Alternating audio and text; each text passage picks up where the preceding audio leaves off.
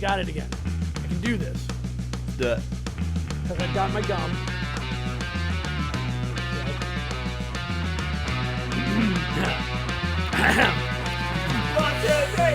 On this episode of Punks Talk Wrestling, we celebrate ourselves officially becoming one of the top 1% of all podcasts ever!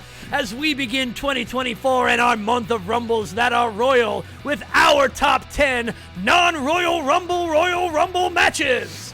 I am R.W. Hellborn, one half of your Punks Talk Wrestling tag team hosts, hailing quote-unquote from Philly! And always by my virtual side, 3,500 miles away in London, England. He is my tag team podcast partner. He is the grumpy git. He is the proper prick, CJ Newman! Oh, man. You know what? I think that was probably the best one yet.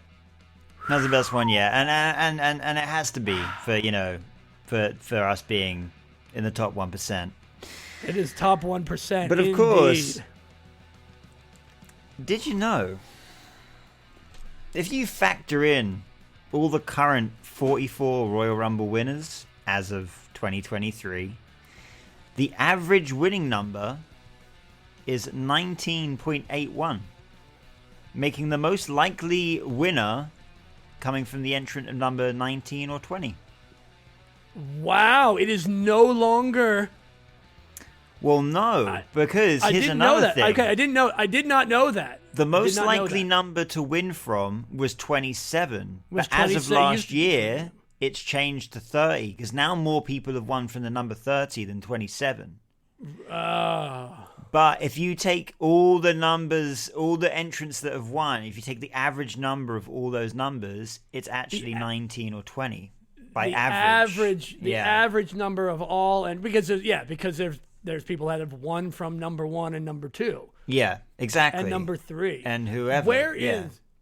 I wonder where the biggest gap of entrance is. Like, we know Ric Flair won from number 3. We know Rey Mysterio won from number 2. Several people have won from number 1. I don't know of anybody that's won from like 4... I can tell you really quick. I'm going to read these so quickly, but here we go. Okay. Every single Royal Rumble, men and women, these are the entrants that have won. Okay. 13, 27, 25, 24, 3, 27, 27, 1, 18, 5, 24, 2, 24, 27, 22, 29, 1, 28, 2, 30, 30, 8, 29, 38, 22, 19, 28, 19, 30, 38, 14, 25, 10, 28, 17, 16, 3, 1, 28, 30, 31. Wait. Oh, right. Well, okay. So, from that list, though, we have to. You took into account the greatest Royal Rumble? I didn't. I took in the 2011 Royal Rumble, which was the 40-man Royal Rumble. Was the 40-man? Oh, there was the 40-man. Oh, wait. When you said count. 30, when you said 38, that was the 40-man Royal Rumble. But then there was another one that you said 31. What? No, I didn't. Or did you mean 30? I meant 30, then 1. Then 1. Okay. The 40-man Rumble was won by the number 38. I didn't count the greatest Royal Rumble because the entrant for that was 40. The entrant number 41, Braun Strowman. Yeah, and that was also, and that one I will say I exclude from the same way. The same way that fucking 3 levels of cage match bullshit was not a War Games match. It was not a War Games match. It was not a War Games match. But here's another thing. Here's a did bonus. Here's a did bonus. Did you bonus? You get it. We get a day 1, episode bonus. 21, top 1%. Did you bonus right off the bat, starting the new year? Only 4 people. Hashtag did you bonus. All men at this time, because the Women's Royal Rumble hasn't been going on long enough. Mm-hmm. Only 4 people have a cumulative time in the Royal Rumble of over 4 hours. Damn. You have 1 minute to tell me who those 4 people are. of over 4 hours. Over 4 hours ago. Rey Mysterio. Yes. Shawn Michaels. No. Stone Cold Steve Austin. No. Kane. No.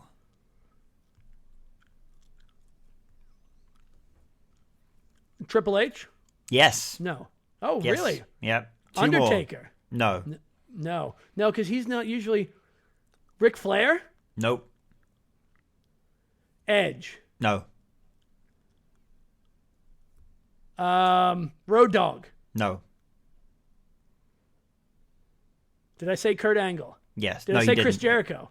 No, but that's one of them. You got one more. That's one of them. You got one more. That's it. You That got was one 4. more. No, Kurt Angle do? wasn't one of them. Kurt Angle wasn't one. Wait, what did I say? I said Triple Chris H. Jericho. You got Triple H, Rey Mysterio, and Chris Jericho. You got one more. Oh, and it's not Kane. And what not Big Show. Nope. Is it Big? John Cena? Nope. Did I say that? I'm giving you 10 seconds extra. And Shawn Michaels, and not Kane, and not. Oh man, it's gonna be somebody that's like I should really know, like Bret Hart, or. That's it. No, that was it. You're out of time. No, that was time. Oh man. So you got Triple H. He's got 4 hours and 50 minutes in a Royal Rumble match. You got Rey Mysterio, who's 4 hours and 14 minutes and 46 seconds in a Royal Rumble match. And you've got Randy Orton, who is the one you Randall missed. Keith Orton. 4 How did I hours, forget? 34 minutes and 8 seconds.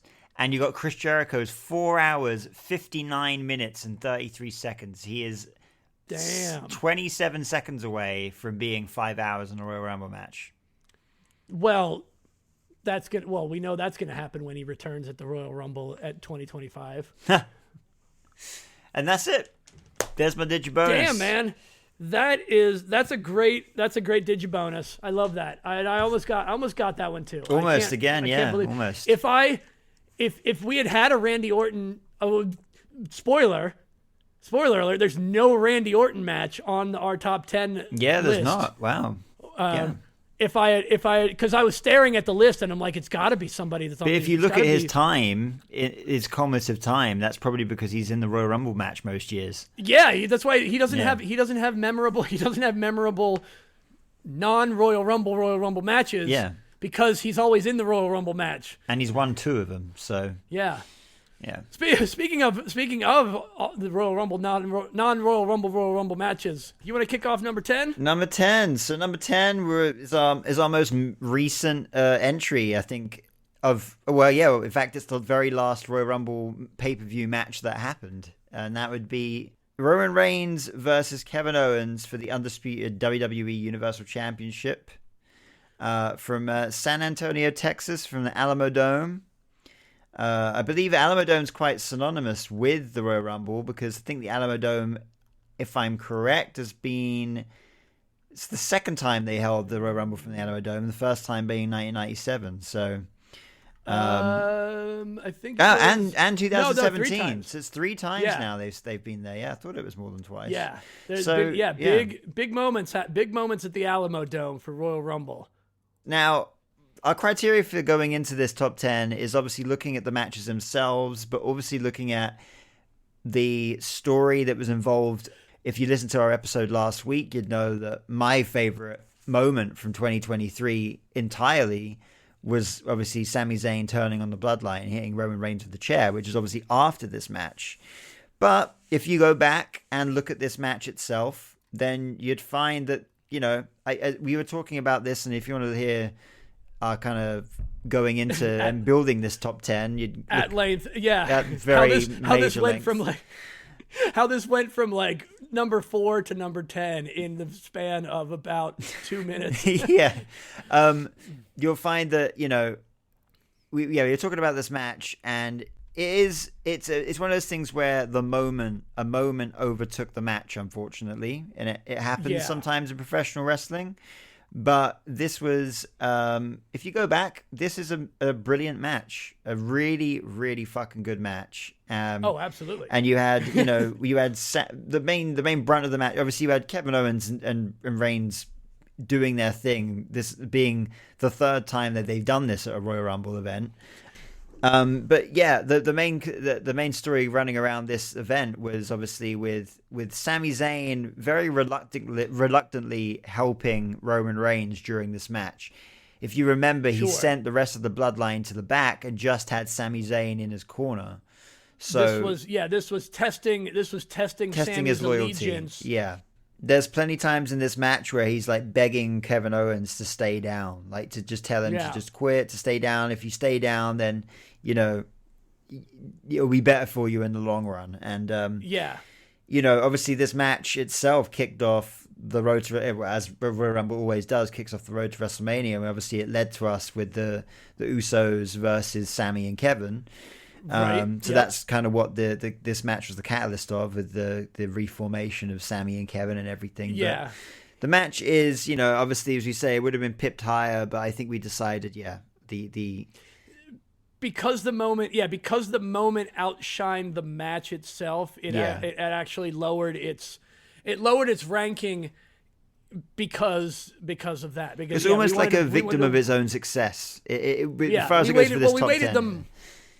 We tried to once we got our top 10, we weighted them by what was the best match. Yeah. You know. Yeah, exactly. And therefore, you know. Yeah. Anything else we want to say about that match before we go on to number 9? No, I think so. I think I'm good. Number 9 from 1997. Shawn Michaels versus Psycho Sid for the WWF Championship. It was a beautiful match. It was a beautiful story. Yeah. Even though it was HBK's second championship win, this one was in front. You know, it's the hometown kid in San Antonio. This was from San Antonio. Yeah. From the Alamo Dome again. It was from it was San Antonio again. Yeah. Yeah, we went from 8 and 10 and 9 both came from San Antonio. Yeah, from the Alamo Dome. That's kind of crazy. Just to think these two matches and two moments happened in the same arena stadium. Yeah. That time period, Shawn Michaels at 97 was, you know, that's peak Shawn Michaels, man. It's peak Shawn Michaels. He looks, he's cool as fuck. He's just everything about him oozed cool and really badass Texas attire as well, with his red trunks with the hearts with the Texas flag in them. Like everything was great. Everything was on point for Shawn Michaels during this era. Yeah, for sure. Yeah, I want to go back and watch it again. Actually. Yeah. Now. But yeah, I mean, obviously hits him with the camera a whole bunch of times, and then we get to switch in music, and then we got a winner in Shawn Michaels. Yep. Huge moment for him, winning in front of a Texas crowd. The crowd absolutely lose their fucking minds when he wins. There he is. Yeah, I mean, there's nothing much else to say about it, but go watch it. You know. Yeah. All right. Let's move on to number 8 in our top 10. Number 8. We are going. So this one we picked for a bit of like, you know, for a multitude of reasons. Actually, we've got the fact all the way back. This goes back to not only the first ever Royal Rumble event, but the very first match on the very first ever Royal Rumble event, and our only entry in the top 10 to give away the rest of the list, but the only entry in the top 10 that's in the 80s in general. And there wasn't much of the 80s. There's only two. There's only 2 years. 2 years anyway, but yeah. And 99 was not that great. yeah, exactly. So we've gone for Ricky Steamboat versus Rick Rude. It's the very first match of. It set off a standard of the first match of the pay-per-view was such a great actual match. Yeah. Whereas a lot of pay-per-views in the early days, it was the matches just the first match was the least important match. Yeah, that's how they used to do it, right? Important. Yeah, used to grid it by like. Well, you got to if you look at the card for that year's Royal Rumble, there were only 4 matches. There's only 4 matches, including the Royal Rumble. And 2 of them were tag team matches. Yeah, and if you want to know any, I mean, this is only less than a year removed from Ricky Steamboat versus Macho Man Randy Savage at WrestleMania 3. So, you know, this was like prime Ricky Steamboat for sure. This is prime Steamboat. Exactly. Yep. Yeah. And prime Rick Rude for that matter, actually. So right. Yeah. Two guys in the prime, you know? Yeah. So undoubtedly had to be up there in the top 10. I think it's a match that's probably slept on. I don't think it's a match that a lot of people have probably seen, to be honest with you. No, because most people, anytime you talk about the Royal Rumble and you talk about the first Royal Rumble, they just talk about Hacksaw Jim Duggan being the winner of the first Royal exactly. Rumble. They never talk about that. Yeah. And like, so don't sleep on it. Don't sleep on this one. Yeah, I recommend definitely watching this and screw it. Go and watch the first ever Royal Rumble match for the clusterfuck that it is too. Yeah. Because believe me, it's a fucking clusterfuck. Go ahead. Introduce the next number 7. What's the next one? Oh, number 7 from 1999. We have probably well, it may not be the most brutal match in the top 10 list, but it's one of the two. It's The Rock versus Mankind in the I Quit match, the infamous yeah. pre-recorded I Quit played over the loudspeaker instead of the microphone. God damn! I mean, this is it's height of that era. Oh yeah, big time. This was hard to watch. This one was actually pretty hard to watch at the end there. With It's wrestling in a very different time. I'm very glad we've moved on from it, but by God, what a fucking brutal match. I mean, it's still a great match from the perspective of a hardcore match of that time. Oh yeah, for sure. And the thing is, it wasn't all that hardcore. I mean, obviously, but we had the chair shots. We had the spot of the entrance where he fell on the speakers, which was a great moment because he had the fireworks going off. It looks amazing. Yep. There were a lot of greats. It was attitude. It was perfect attitude era chaos. Yeah, it's peak. This is the kind of stuff. Like we always talk about how the Attitude Era was not the best era in the WWE. We both believe that. But when you talk about the good shit that happened in the Attitude Era, this is one of those things where it was like, this is like peak Attitude Era kind of stuff, you know? This is January of 1999. We were 6 months before this. You know, Mick Foley was getting tossed off the Hell in a Cell twice. Yeah, Mick Foley does a lot in the course of a year and a half. He really he literally sold off his body to that company. Yeah. And it made a name for himself. And he's one of the only guys to really make a name for himself by throwing his body at anything and everything. So also shout out to Mankind's tie in this match, which was like an attitude WWF attitude tie, which had like all of the top superstars on it. I want me one of those, man. I'd rock that to a wedding. Oh man, anybody knows where you can get an Attitude Era? We could probably get it at that freaking shop in Philly. That's what I'm gonna fucking look for. Let's track that shit down. Yeah, I'll wear that to WrestleMania if I can. That'd be great. Yeah. Moving on to number 6. Gonna speed ahead a whole 21 years. To the year 2020, right before the pandemic. And we are at the Minute Maid Park in Houston, Texas. Right. And it is Asuka versus Becky Lynch for the Women's Championship. 1 year after Becky Lynch unsuccessfully challenged Asuka for the WWE Women's Championship, and she lost that match a year before. So this was a rehash of the match, and much, in my opinion, even better than the first. Yes.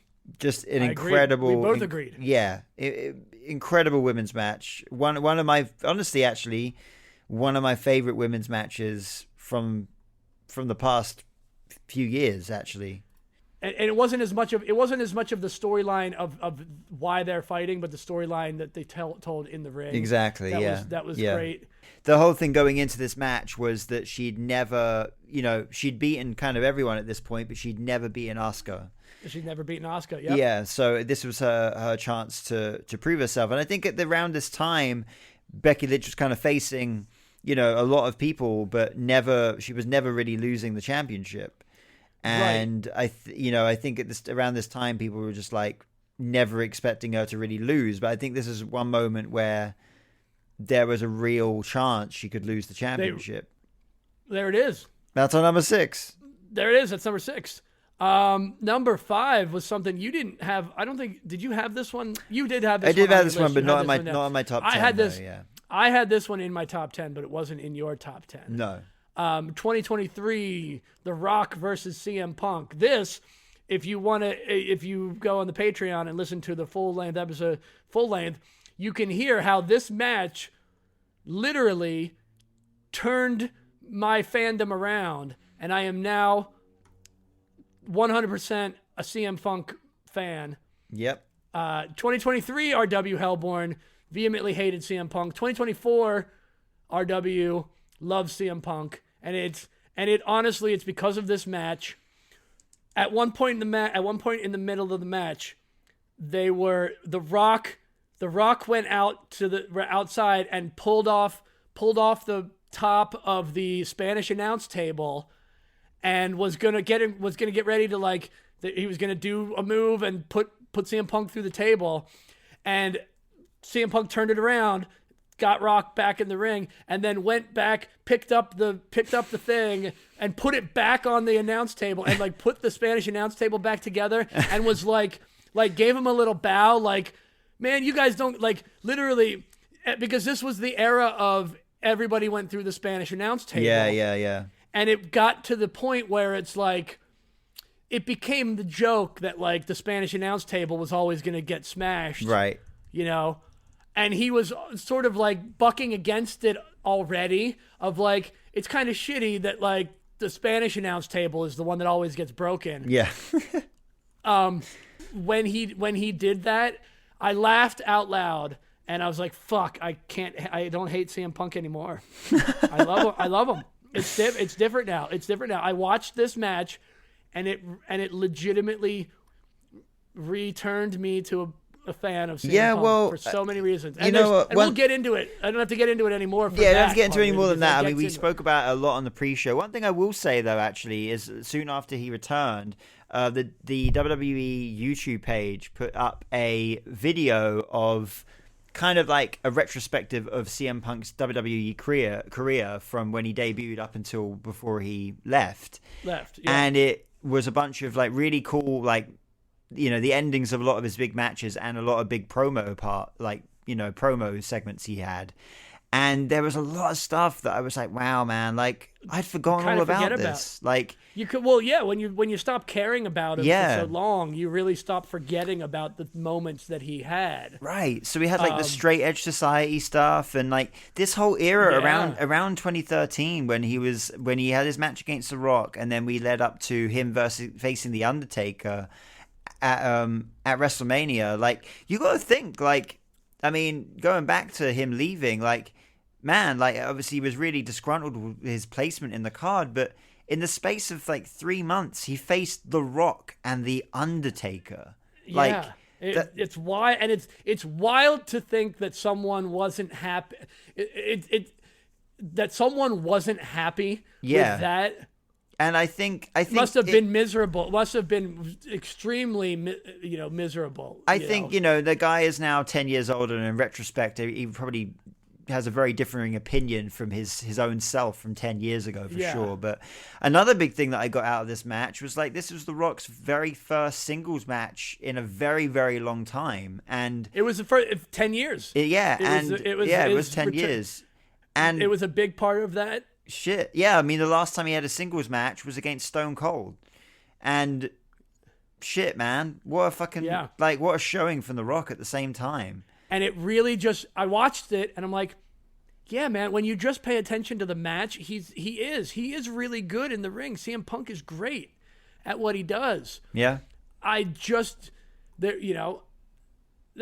we'll go into there's plenty more time to talk about my new my face turn, my CM Punk fan face turn of the year later, because there's still more matches to talk about. Yeah. Anyway, 2013, The Rock and CM Punk, but go watch that match. Everything about it was, if you don't like CM Punk, that match will make you like him again. Just go back and watch that match. Yeah. Go back and watch that. I mean, go back and watch every single one of these matches. Yeah, they're all incredible matches. Here's one. Yeah, number 4. Here you go. Yeah. 2000. Wait, which? It's Deja Vu. This is 2021. 2021, our only pandemic era match. Yes, from the Thunderdome. From the Thunderdome in the Tropicana Field, which is where this year's Royal Rumble is coming from. Yeah. And it was once again Roman Reigns versus Kevin Owens. Roman Reigns versus Kevin Owens.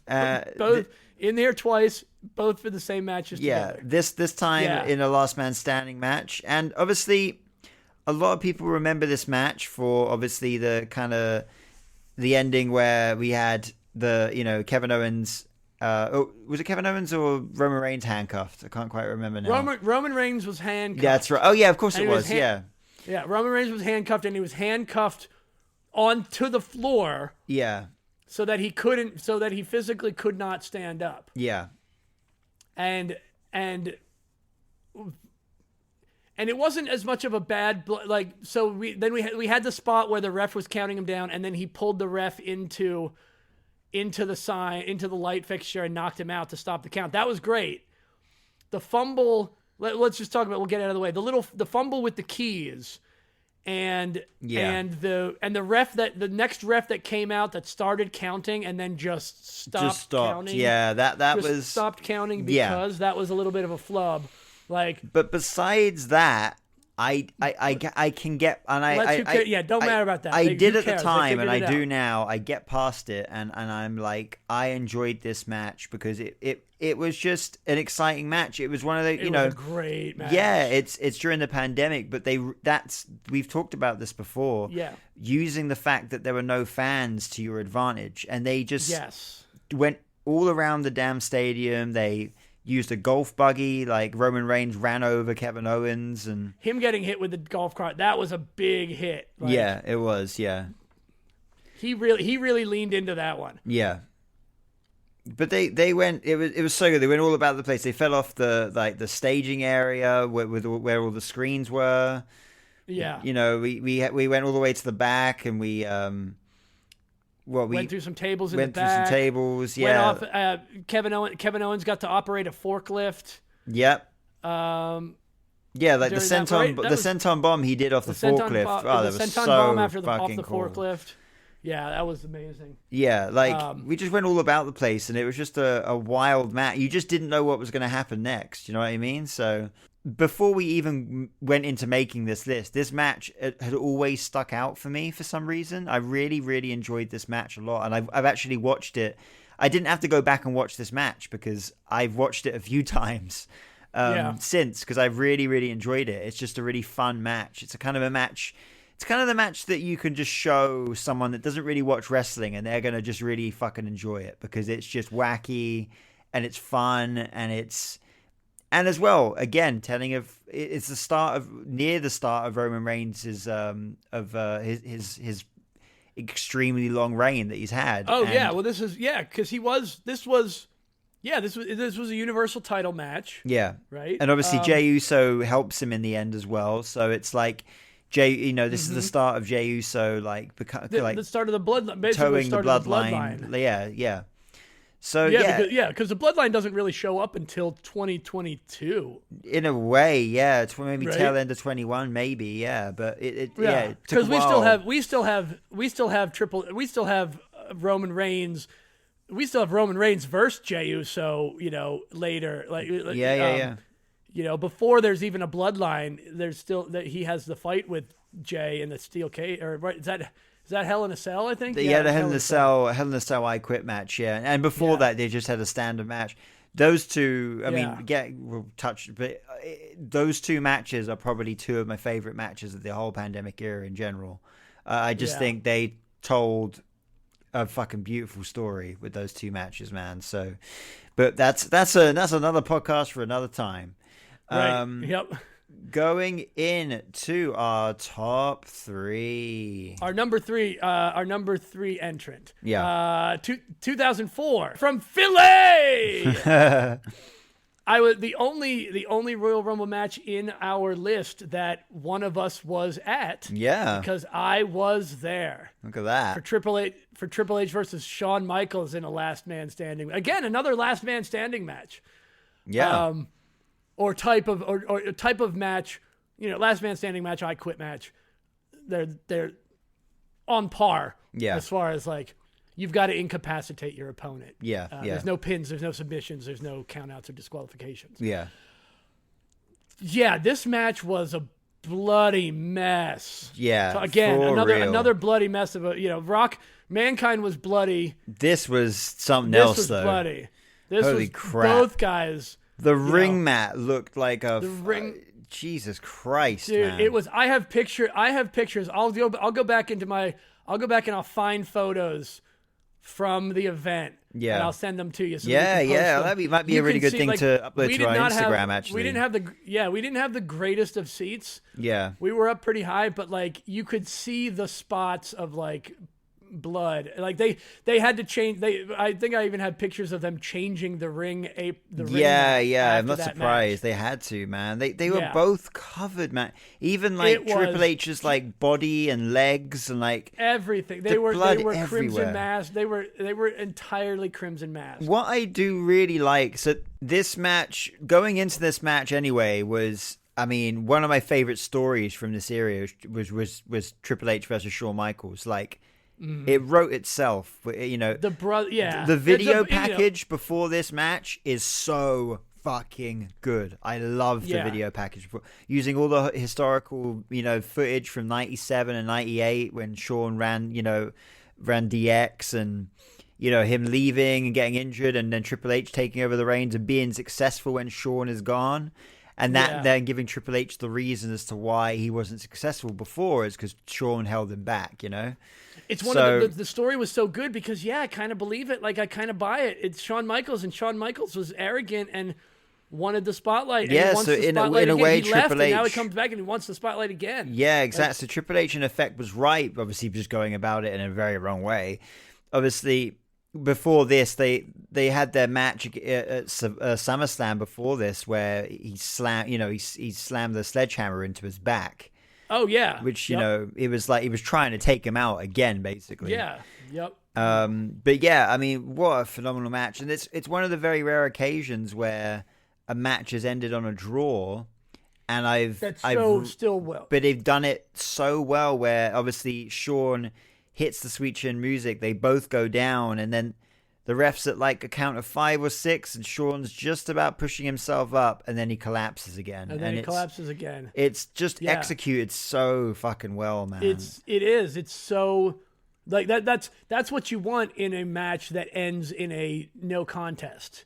What I liked about this match quite a lot, actually, is the fact that it was quite old school. It was very, very Dusty Rhodes, Ric Flair, very bloody match. Yeah, but it didn't have much weapons at all. I feel like one chair was involved, and maybe the announcer's table.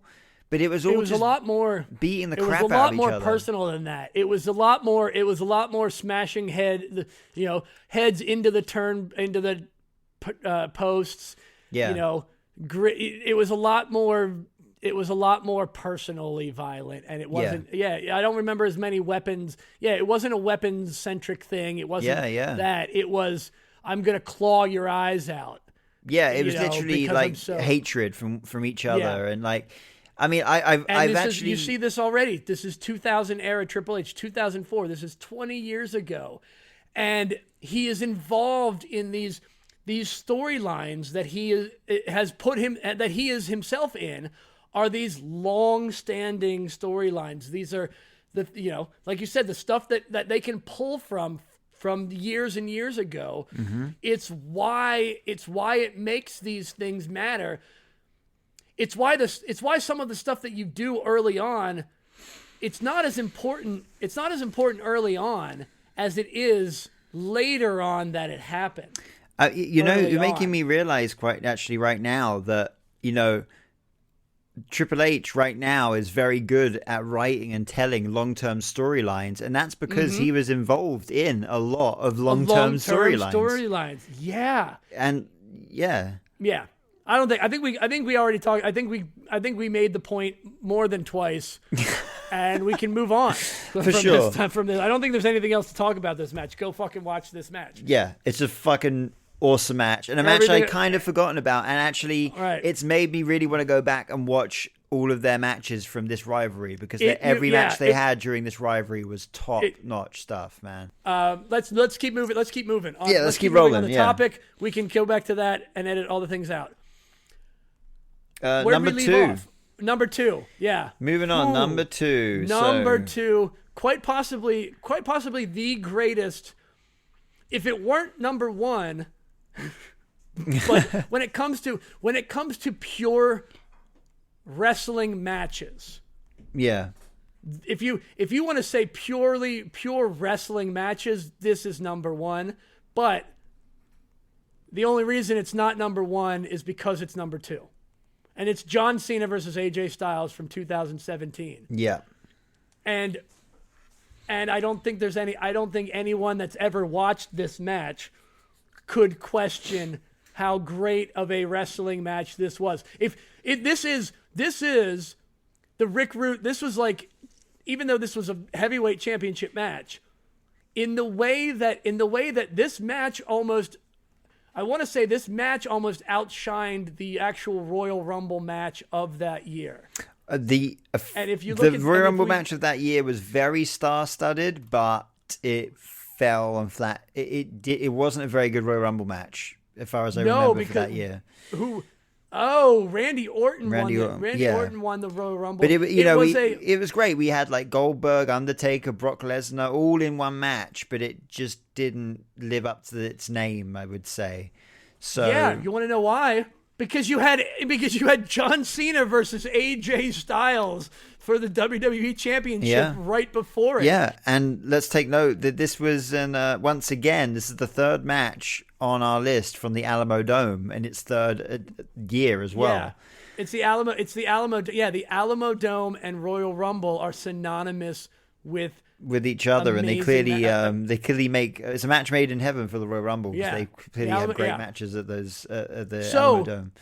What this means is that you and I, the next time the Royal Rumble is at the Alamo Dome, you and I must go there. Yeah, let's together because first of all, you need to go to Texas. Yeah, as an Englishman, you must go to Texas. You just have to. Okay, cool. Let's do it. Yeah. So that's going to be another goal for ourselves. Yeah. All right. Yeah, John Cena. Yeah. I mean, I don't know how much time can we possibly take up. I would love to just do a watch along of that match sometime. Yeah, that would actually be a good shout, actually. I mean, this match is so the ending of the match with obviously AJ going for the phenomenal forearm, Cena catching him on his shoulders, doing an AA, then rolling him around for another AA to end the match was just Cena was on his A game in this era, this period of time, man. Like, and let's not forget as well, AJ Styles, like in their first ever match with each other at SummerSlam the year before, AJ Styles beat John Cena in his first ever match. That's right. Right. It was oh God, that's a rivalry. That's another rivalry to look back on. Big time. Shall we give them what they want? Shall we give them what they want? Yeah. And I think what we should do is we should give everybody what they want. The number one Royal Rumble pay-per-view match. There isn't a Royal Rumble match. It couldn't be any other match, and I think it could not a lot of people would agree with this. It's Royal Rumble, you want to say it at the same time?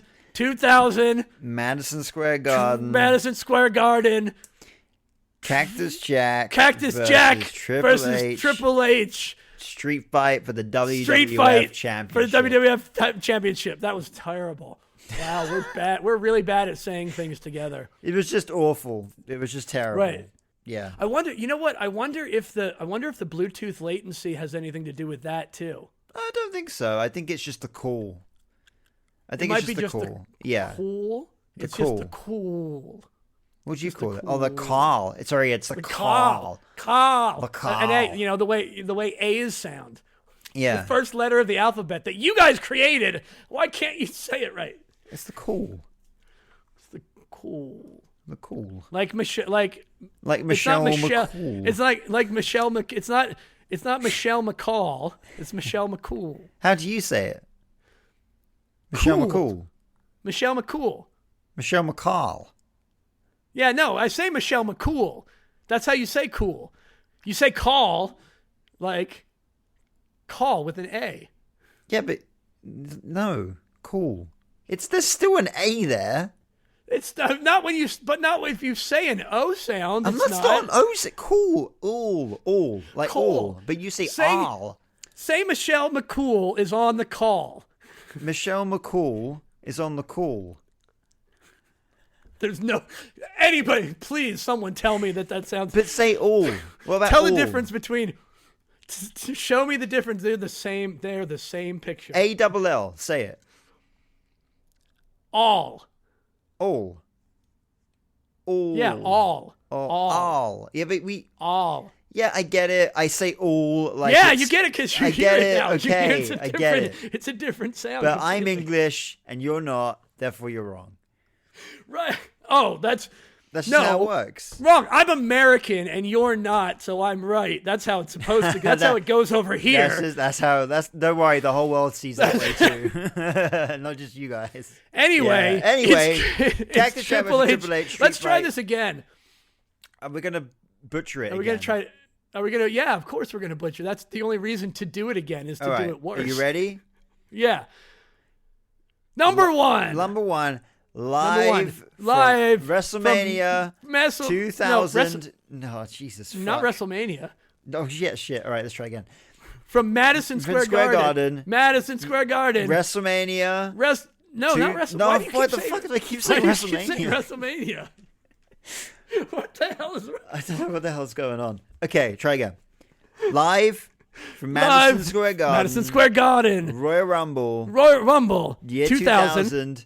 Cactus Jack versus Triple H in a street fight for the WWF for the WWF champion. Yeah, that was way worse. That was even worse. But it's that match. Worse. And what else? You know what? How about this? Why don't you say it? Why don't you say it yourself? Why don't you say it by yourself? I will say it by myself. And then I'll say it myself, and then I'll pick whichever one is best in the editing while you're asleep. That makes me sound so lazy. I do the editing. But you're not lazy. You're not lazy. It's just that you're 5 hours ahead of us, and it is 20 after 10. It is over there. For a fact, all of this is staying in. I'm liking it. Cactus Jack versus Triple H, live from Madison Square. Why do I keep saying live? Like it's fucking Saturday Night Live. They're all Cactus live. Jack. Yeah, they're all live. Cactus Jack versus Triple H, Madison Square Garden, street fight, year 2000.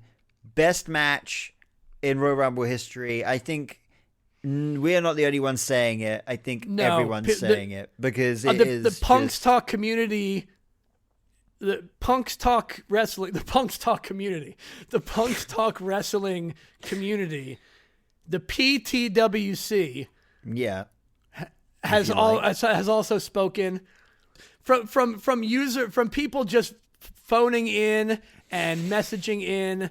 We got a number of responses from people, and it was almost unanimous. Yeah, that this was the match. This is the match. Triple H versus Cactus Jack.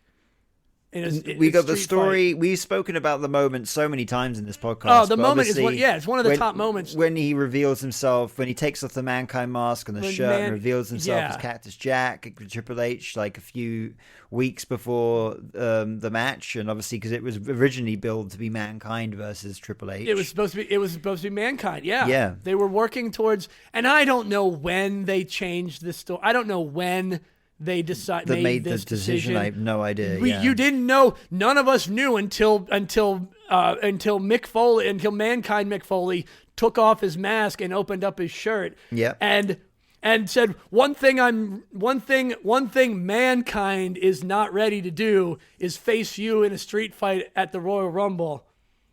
And Triple H looks all smug. But I think the people deserve a replacement. Yeah. And I think you know the guy. And he just takes off he takes off the mask and he takes off the button-down shirt and tie, and he's got the Wanted Dead or Alive Cactus Jack shirt on. Yeah. And that's all he did. This is professional wrestling, folks. This is peak professional wrestling. This literally does have everything, not just of the era, of all eras before it, and what every era afterwards. And it set Triple H up to be the person that he was. Like we said earlier before, number 3 with his match with Shawn Michaels. And his long-term storytelling of the feud with Mankind, and then just flipping it and giving everybody. I don't think anybody at the time thought we were going to see Cactus Jack. This match, actually at the time was, I mean, for so far as it goes for like barbed wire, this was the first ever WWE match to ever feature barbed wire. Yep. And so that in itself was quite a thing for WWE fans, especially if you've never really watched any other companies or other wrestling before. Even with the Attitude Era, and even with a lot of the other stuff that people got blood the hard way. People got bloody from being smashed into the steel cage. People got bloody from getting hit with the steel chair, or like getting hit with the ring step. Yeah. We didn't use... WWE was never big on weapons other than steel chair, the steel chairs or the ring bell. Or tables at this point. Or the tables, yeah. In 2000. But I know for a fact, obviously, the only other time that they ever used thumbtacks in the WWE was in the Mankind versus Undertaker Hell in a Cell match. It was the first time tacks were used. Yep. And they hadn't been used since. And this match is like, nearly 2 years after that one. Vince specifically told Triple H and Mick not to use that thumbtacks, and they just did it anyway. They did it anyway because But I think deep down they both knew that it had to be, for it to be Cactus, for the fans to believe that was Cactus Jack. He had to go as hardcore as possible. They had to go as hardcore as possible. Yes, they had to. And boy fucking did they. I mean, what a brutal match. That was also Triple H got a legitimate nasty laceration on that wooden pallet. Uh-huh. That was a puncture. That was fucking just took a chunk out of his leg. I mean, yeah, it was not pleasant at all. Yeah. But I mean, what a fucking match. And then obviously we got the pedigree face first into the tacks, which as far as I know, I've seen tack match. I've seen tack spots in other companies and other shows before, but I've never seen anyone before or after take a face. Like a face bump into a tack. Straight to the tacks. Nope. It's just, but yeah, I mean, Jesus. It couldn't have been any other match. I think probably both of us going into this, when we said we were going to do this episode, we already knew this was going to. I think we already thought in our heads it's going to be this match, and it was. Yeah, I don't think there's no other way around it. This is. Anybody else that says any other match is the greatest Royal Rumble match is judging it based on a different criteria that exactly is but wrong. this match had you're not wrong, your criteria is wrong. The story going into it, the match itself, like the amount of effort that both of them put into this match, both of them going the extra mile, going against what their boss wanted them to do. But Triple H Cactus Jack 2000 Royal Rumble, number 1 in everybody's book. And that's our list. And that's our list. Yeah, that's it. That's the list. So I think it's a fucking great list. You want to run them down one more time for people that just skip to the end? I will do. We'll put a timestamp in. Yeah. So all right. So once again, from the bottom. From the bottom to the top. From the bottom to the top. I'm going to go through these. We've got Roman Reigns versus Kevin Owens from 2013. We've got Shawn Michaels versus Psycho Sid. 2023, you mean? Yeah, that one. Shawn Michaels versus Psycho Sid from 1997. We've got Rick Rude versus Ricky Steamboat from the very first Royal Rumble 1988. We've Got The Rock versus Mankind in an I Quit match in 1999. Becky Lynch versus Asuka in 2020. The Rock versus CM Punk in 2013. Got Roman Reigns versus Kevin Owens again in a Last Man Standing match in 2021. Got Triple H versus Shawn Michaels in another Last Man Standing match in 2004.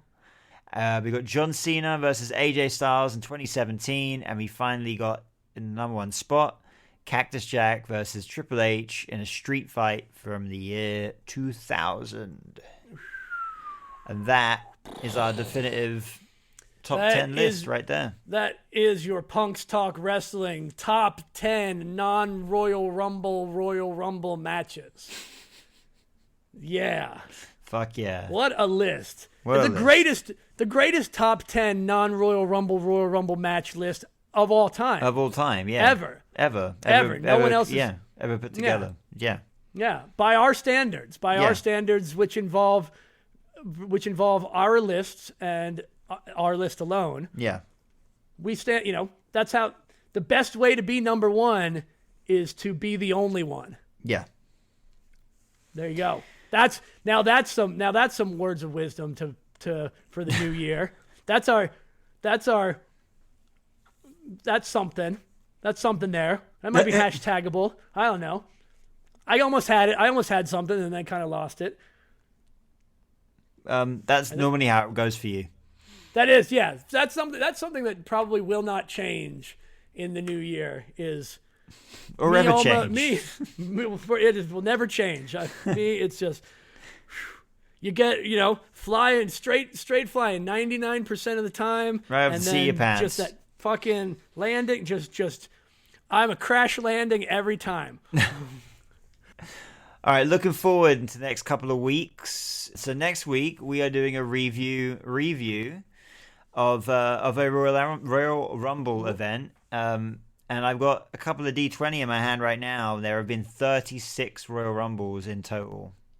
There's been 36 in total. So we need. All right. So, all right, you ready? All right, I'm ready. All right, 3. On 3, 2, 1, roll. All right, what you got? I got a 1. I got a 5. So number 6, the 1993 Royal Rumble event, which is the Steiner brothers versus the Beverly brothers. We got Shawn Michaels versus Marty Jannetty for the Intercontinental Championship. You go. There's your Shawn Michaels versus Marty Jannetty match. We got to go back to that. Bam Bam Bigelow versus Big Boss Man. Bret Hart versus Razor Ramon. And then we've obviously got the Royal Rumble match itself. So yeah. Oh, dude, this is a great. This is a good one, man. This is a good one. Yeah. So what we had determined was, just for anybody else just joining us this week, we're gonna do a watch along of the. Well, we're gonna do a review of the event like we normally do our reviews. But we're also going to add in a watch along of the pay-per-view of the Royal Rumble match itself. Yeah, exactly. Got any suggestions for what you'd like us to talk about in the month of February? Make sure to comment or message us. Tell us what you want to hear. Yeah. Because February is going to be here in a month. And we're going to need more topics to talk about. And if you don't pick it for us, then you're going to be stuck with whatever we want to talk about. And pretty much, yeah. Who knows where that'll go. Other than that, Chris, where can we find you at? Find me, just me, specifically me, little old me. Yeah. Well, you want to do? Should we do find us first and then find each other, or find us individually and then us? Sure. You can find me at it's Chris Newman, I think, on Instagram. Pretty much the only place you can find me. Not it's Chris Newman, I think. No, get rid of the I think. Yeah. And where can we find you? You can find me at RW Hellborn 669. Pretty much anywhere that there is a Spotify, not Spotify, on Instagram, on Facebook, on Threads, on TikTok. on anything else. Is there anything else but those anymore? I think that's everything. None of us use Twitter. None of us use X. But find the podcast. Yeah. I think we should do the podcast first and then ourselves second. I don't know. We'll try it out. We'll see how it goes next episode. We'll switch it up. But for us, for the podcast, for this thing that you're actually listening to, you can find us on Instagram at Punks Talk Wrestling. You can find us on TikTok at Punks Talk Wrestling. You can find us on Facebook at Punks Talk Wrestling. You can also find us at Threads at Punks Talk Wrestling. Everywhere you want to find us, you can find us at Punks Talk Wrestling. Yep. We've got a Facebook group, too, that you can post about wrestling in. And we got did I say the Patreon? The Patreon is also at Punks Talk Wrestling. That's where we're going to have the unedited episodes up every week, which we throw them up there pretty quickly for the people that really want to get all the meat and potatoes. Not just the meat, but the potatoes. Yeah. We give you the meat. We always give you the meat, but the potatoes, it's the Patreon potatoes. That's what we're going to call Patreon potatoes. Patreon potato. Hashtag Patreon potatoes. Yeah, if you're on our Patreon, that's what you're called from now. We're gonna put we got Patreon. We're gonna have Patreon potatoes. We're gonna have Digibonus. There was another hashtag that we came up with another episode earlier on that was really good. But yeah, find us wherever you want to find us. Tell other people where they can find us. And enjoy wrestling, right? How are we going to end it? You know what? It's a new year. Come on, man. It's a new year. We gotta treat this. I'm a new me. I love CM Punk now. Yeah. We are officially in the top 1% of podcasts ever created. Yeah. By just making it to 21 episodes. That's right. Only 1% of all podcasts that ever begun have made it past 21 episodes. Yeah. So, congratulations to you, Chris. Congratulations to us. Well, congratulations to you too. Congratulations to us, indeed. Congratulations to us. We are in the 1%. What that means, I feel the same. I feel the same now as I did when we only had 20 episodes, when we were part of the 99%. Yeah. I still feel the same. I'm still the same R.W. Hellborn that you've grown to love, except I'm not. I guess I'm not, actually. I guess this really is. I'm not. Now. Yeah, 2024. No, I've changed. That's a lie. You're a new man. I guess what I'm saying is you never know what change can bring. Yeah. Change. It's a new year. There's a lot of things that are changing for a lot of people. And I choose to change for the better. I choose to look at things that in the previous years I looked at negatively, and I just changed my mind. I said, "Nah, I ain't gonna be negative about that." And it's funny no more. I think a lot of people think that it's impossible to change your mind on things, but it actually is possible. It actually is possible. Yeah, that's what it is, man. This is, I don't know, it's a little hype at the end here for everybody to just give yourselves permission this year to be happier, for whatever you're doing. Give yourself permission. Happiness to some degree can be a choice, and it can be. You can hold on to things, and you can let go of things. Exactly. Look for little opportunities to let go of things that don't help you anymore. Right. And this is one of those things that I can just stop being angry at CM Punk for stupid reasons and not be, and just enjoy it more. I'd be happy. Like, those are the little things, Exactly. Look for those little ways to make your own life better. Because you're not going to be able to fix everything, and you're not going to be able to change. There's going to be a lot of shit that's going to go wrong, and you're going to have hardships that are out of your control. That is life. That is how it is. There's no reason to be mad about anything that has to do with wrestling. Like, there really isn't. There really isn't. There's much more important things in life. I don't know what I'm saying there. More good, less bad. How about that? 2024 is good for. I don't know. Well, there's something in there. I'll play around with it. Not everything sticks as well as the RW respect wall. That's what it was. Hashtag respect wall. That's respect what we were wall. looking for. Yeah. The RW respect wall. Well, it's Yeah. not the Did I RW ever respect wall because that, in fact, you're saying the respect wall because that's what the Respect wall, RW stands for. Right. Anyway, what else do we got? I think we're trying to end this fucking episode. Yeah, that's what we're trying to do. We're trying to end this episode. How do we? You know what? Why don't we do this? Mm-hmm. Why don't we give it up? Why don't we give it up to the listeners on how we want to end the episode? Do we want to come up with a catchphrase? I tell you what, like outro? that's exact. We should, we should, however long it takes, at some point. This podcast does not have an ending, and I think the listeners should decide how this podcast ends. I think I like that idea too. Until that's decided by someone somewhere at some time, this podcast will forever fizzle out and die, just like it does every week. I think you're right. And if you choose that this podcast should fizzle out and die every week like it does, then that's exactly how we'll do it. Then that's how then that's how we're going to continue to do it, because we're giving the agency to the listener here. That's right. In 2024, it's all about you, the listener.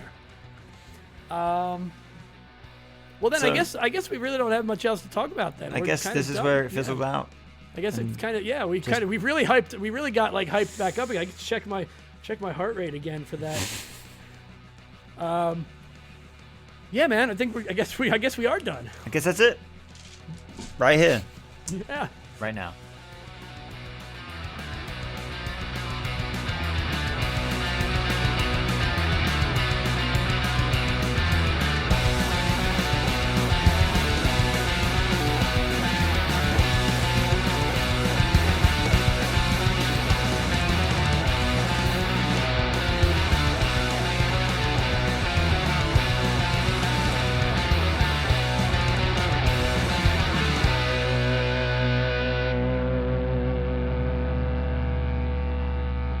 We go into these tangents that will cut out of our main episode, but you'll be on Patreon. But we're gonna actually start to like specifically plan out Patreon specific content, because I think it's a great place to put some stuff that doesn't necessarily fit in our normal episodes. Yeah, and apparently, from what people have been saying so far, some people like listening to us ramble on even more. So we're gonna give it to you. We told people we're going to give you what you want. Like Batista. We're Triple H and you're Batista. And you said, give me what I want. Give me what I want. Give me what I want. And we said, do you want more content on the Patreon? More of us rambling? Then that's what you'll get.